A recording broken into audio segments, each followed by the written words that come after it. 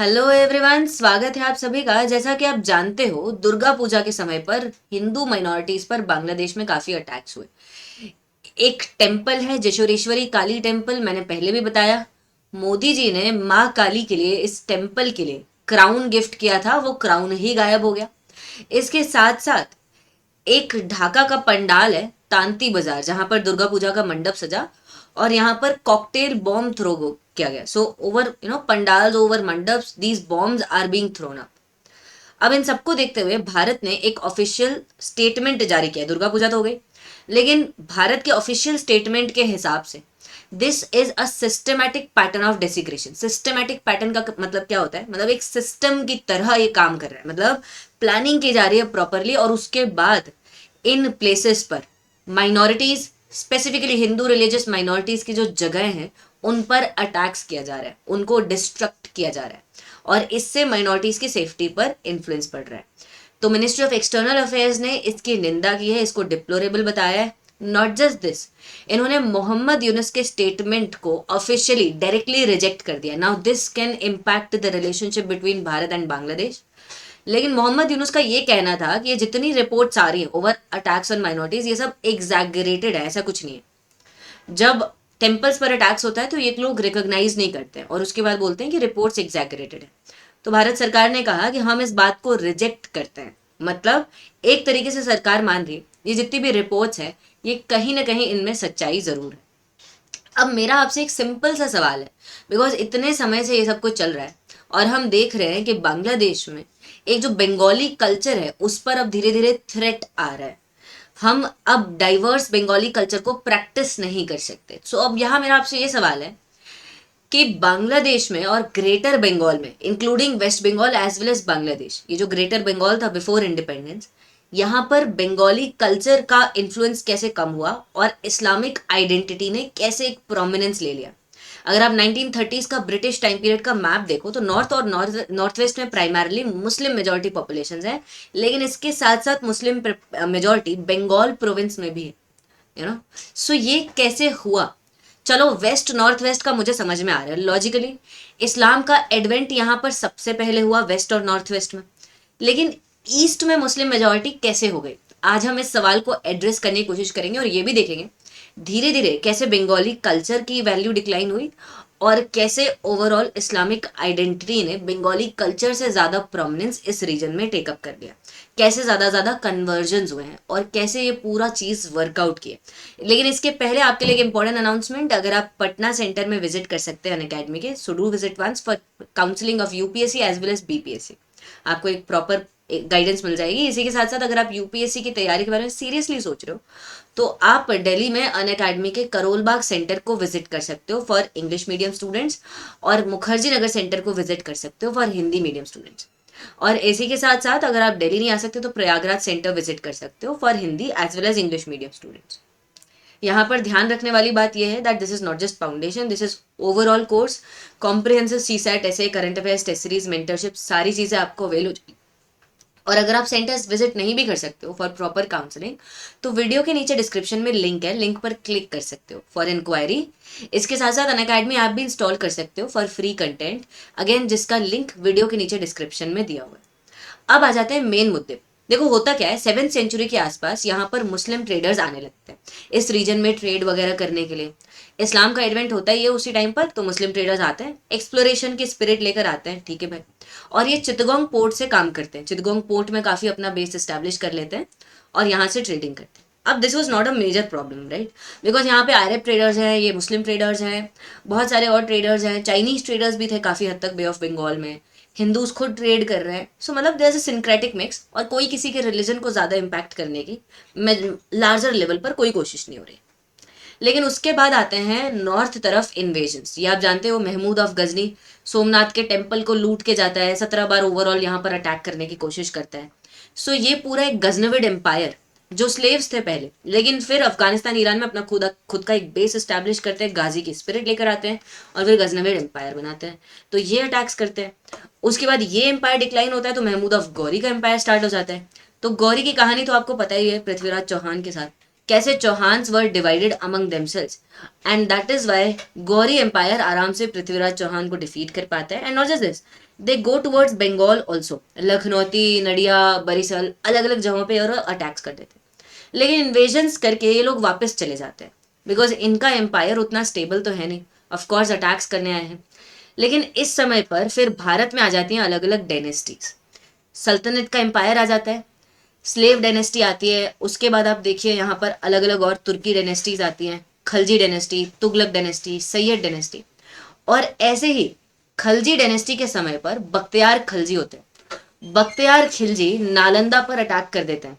ये लोग बंगाल की तरफ बढ़ते हैं और बंगाल की तरफ इन्वेजन करते हैं। बंगाल में जो सेना रूलर्स थे which use to promote Hinduism as a religion, इन पर अटैक करते हैं। बहुत ही कम फोर्स के साथ ये लोग सेनास को डोमिनेट कर देते हैं, लेकिन साथ साथ ये लोग बुद्धिस्ट मोनेस्ट्रीज को भी अटैक करके, बुद्धिज्म को भी अटैक करके पूरा खत्म ही कर देते हैं मोस्टली। बाकी जो बचे कुछ बुद्धिस्ट होते हैं बेचारे तिब्बत भाग जाते हैं। सो ऐसे अटैक्स होते हैं और इसके बाद से बंगाल में इस्लाम रूट्स लेने लगता है, बिकॉज पॉलिटिकली इस्लाम फेवर किया जाता है। अब सल्तनत वाले एक बार अटैक करके चले जाते हैं दिल्ली, लेकिन अब इन्हीं के अंदर बंगाल एक प्रोविंस बन के रह जाता है और यहाँ पर गवर्नर्स अपॉइंट किए जाते हैं। एक गवर्नर होता है सुल्तान शमशुद्दीन फिरोज शाह, ये 20-21 साल तक रूल करता है और ये यहाँ पर एक नई सिटी ही बना देगा, पंडुआ नगर, राइट।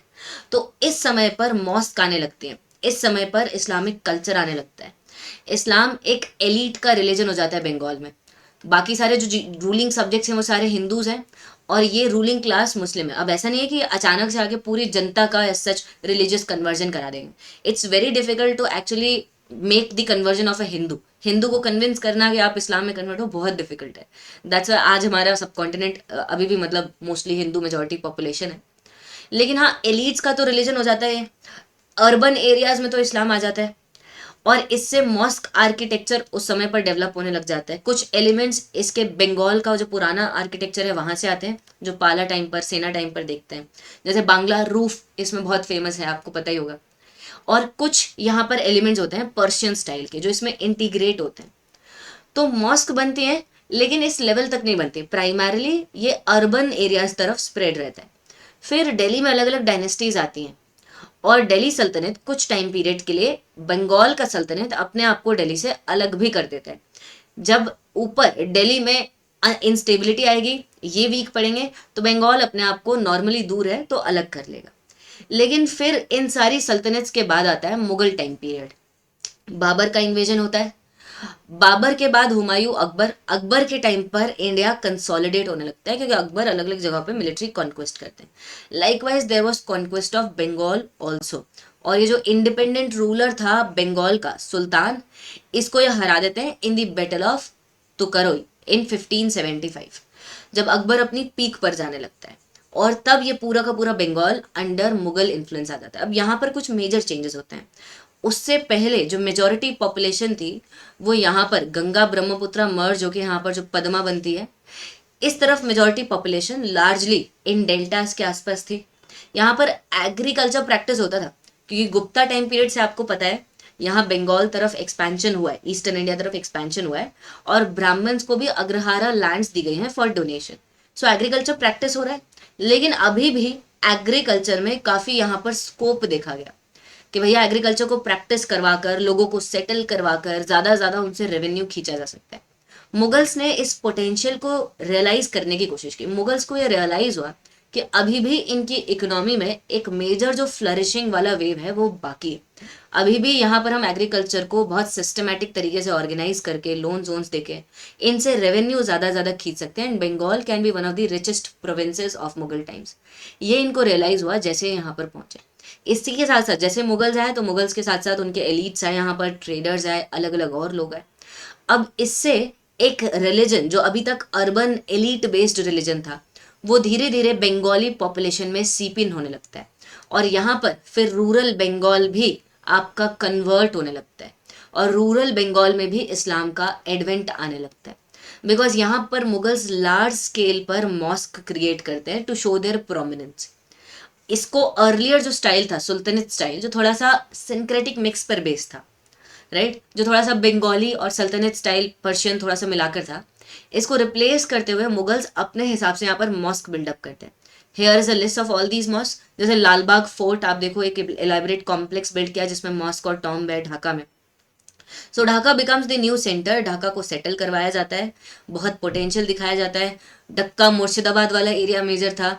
इसके साथ साथ और ऐसे मॉस्क यहाँ पर क्रिएट किए जाते हैं जिससे कि primarily coastal population, eastern population अब कन्वर्ट होने लगते हैं और कन्वर्जन होने लगते हैं, इस्लामिक चेंज आने लगता है and Islam becomes the religion of the masses here. अब मासेस इसको अडॉप्ट करने लगती है, लुकिंग एट देयर एलिट्स, और जितना भी यहाँ पर कल्चर का स्प्रेड हो रहा था। इसी के साथ साथ this is little bit about me, मेरे बारे में आप जान सकते हो। और ये QR कोड है, इसको भी स्कैन कर सकते हो, राइट या फिर यहाँ पर टेलीग्राम पर लिख दो @PSIR UPSC with winners to connect in Telegram further. अब इसके साथ साथ मुगल्स धीरे धीरे डिक्लाइन होंगे। अकबर, जहांगीर, शाहजहां, फिर औरंगजेब, उसके बाद के तो रूलर्स पूछो ही मत। तो यहाँ पर मोहम्मद शाह रंगीला का टाइम आता है। Rangila was famous in just these Rangila activities. तब मुर्शिद कुली खान अपने आप को इंडिपेंडेंट डिक्लेयर कर लेते, और जब इंडिपेंडेंट डिक्लेयर कर लेते तो बंगाल अलग से दोबारा इंडिपेंडेंट हो जाता है फ्रॉम मुगल। हाँ, तब भी ये लिप सर्विस पे करते हैं मुगल्स को। सो अब इससे एक मेजर चेंज आएगा। अब Bengal will be saved from majority यहाँ पर जितनी भी हैपनिंग्स हो रही थी। जो मराठास कर रहे थे, मराठा का राइज, मराठा किंगडम का राइज अंडर शिवाजी, उनके बाद के जो जितने भी यहाँ पर लोग थे, छत्रपति शिवाजी महाराज और उनके बाद के डिसेंडेंट्स राइज कर रहे थे, लेकिन उससे बंगाल इंसुलेटेड था। बंगाल इनको चौथ और सरदोषमुखी पे कर देता था और बाकी बंगाल इंसुलेटेड था, तो ये अपने आप को प्रॉस्परस तरीके से डेवलप कर पाया। और इसके साथ साथ यहाँ पर जो इस्लामिक रिलीजन है वो भी प्राइमरली इंटैक्ट रहा। फिर उसके बाद आप जानते ही हो, इसी इसी इसी डायनेस्टी को इम्पैक्ट करने के लिए फिर रॉबर्ट क्लाइव आते हैं ब्रिटिश टाइम पीरियड पर, और फिर वो बैटल ऑफ प्लासी करते हैं। फिर ब्रिटिशर्स अपना यहाँ पर बेस बनाते हैं धीरे धीरे, और फिर ब्रिटिशर्स ही लॉर्ड कर्जन के अंदर इस पूरे एरिया को अर्ली 20th सेंचुरी पर डिवाइड एंड रूल करने की कोशिश करते हैं कि बंगाल के जितने भी मुस्लिम एरियाज हैं जैसे ढक्का और ये सारे एरियाज, इनको अलग करो और बाकी एरियाज को पार्टीशन करो। जो हिंदू और प्राइमरली उड़ीसा वाले एरियाज है, हिंदू बंगाल और उड़ीसा वाले, वेस्ट बंगाल और उड़ीसा वाले एरियाज, इनको सेपरेट रखा गया। और this was a policy of divide and rule primarily. उसके बाद तो आप जानते ही हो, फिर ये नवाब सलीमुल्लाह ऑफ ढक्का को और भड़काएंगे, फिर मुस्लिम लीग यहीं पर बनेगी, फिर ये लोग बहुत ज़्यादा विलिंग हो गए पाकिस्तान के लिए। यहाँ पर राइट्स होते हैं टाइम टाइम पर, फिर नोआखली राइट्स होंगे पार्टीशन के टाइम पर, और फिर फाइनली ये डिवाइड एंड रूल की पॉलिसी सक्सेसफुल हो जाएगी by creation of East Pakistan. But यहाँ लेसन्स जो है वो लर्न करने के लिए, those are that politically benefit मिल रहा है, पॉलिटिकल सपोर्ट मिल रहा है, एलिट्स का अडॉप्शन किसी रिलीजन का प्रोमिनेंट रोल प्ले करता है, कल्चर का ट्रांसफॉर्मेशन आर्किटेक्चर बनाकर, ऐसे यहाँ पर कल्चर के एलिमेंट्स बनाकर, और लोगों को ये लगना कि उनके लिए कन्वर्ट करना बेनिफिशियल है। सो इन सारी चीज़ों से यहाँ पर बंगाल पूरा कन्वर्ट हो जाता है। और आज आप देखते हो, इसलिए बंगाली आइडेंटिटी खुद जो यहाँ पर प्रोमिनेंट आइडेंटिटी थी, इसको ही ज़्यादा थ्रेट है, क्योंकि लैंग्वेज के टर्म्स पर बांग्लादेश इज बंगाली, लेकिन रिलीजन के टर्म पे दे आर इस्लामिक। सो जब रिलीजियस आइडेंटिटी लैंग्वेज के ऊपर इन्फ्लुएंस लेने लगती है तो ये दोबारा प्रो पाकिस्तान होने लगता है, और आज यही फियर्स बांग्लादेश में है। और इसलिए भारत को यहाँ पर ये इंश्योर करना होगा that we ensure social engineering है। जैसे हर सोसाइटी में डिवाइड एंड रूल के एलिमेंट्स होते हैं, यहाँ पर भी डिवाइड एंड रूल के एलिमेंट्स तो होंगे डेफिनेटली, जैसे माइनॉरिटीज का मुद्दा बांग्लादेश में भी है। इसके साथ साथ जो लोग बंगाली लैंग्वेज पर ज़्यादा फोकस करना चाहते हैं विज़ Islamic identity of the religion, तो हमें यहाँ पर सोशल इंजीनियरिंग करनी होगी थ्रू सोशल मीडिया, जैसे अमेरिकन हमारे यहाँ पे करते हैं Khalistani activity, all of that, so that these activities remain in control और हमारे यहाँ पर इसका लार्जर इम्पैक्ट ना पड़े। बाकी आपको क्या लगता है इस टॉपिक के बारे में बताइएगा ज़रूर। Like share comment people, thank you.